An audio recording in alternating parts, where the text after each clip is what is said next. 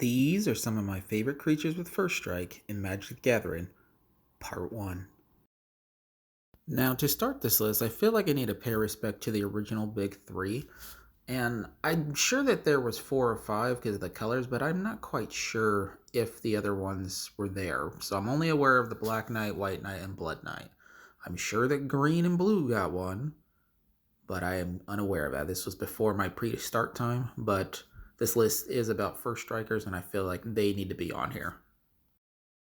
Rather you're running zombies or not, I just feel like Phyrexian Crusader is just an awesome card to have, especially if you can run it. Like any kind of black variation. It's come in clutch a few times for me, and I just feel it needs to be here. Werewolves. I don't even know where to begin by talking about them. People rarely run them anymore, and the few players that I know do, they still complain about the flip mechanic came with it. But that being said, Croon Outlaw is still one of my favorite first strikers because once it transforms, if you would, it turns into a double striker, and you can never go wrong with a double striker.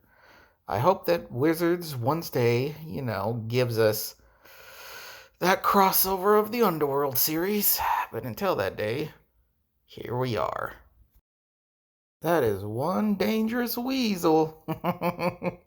Oh, the Bright Blade won me over when it first debuted in Bloom Barrel, and it's still here for a reason. First strike, lifelink, I mean, come on. Rather, we're talking about the lore, the story, the books, the show. The Doctor Who Weeping Angel in Magic is terrifying and wonderful at the same time, and I stand on that.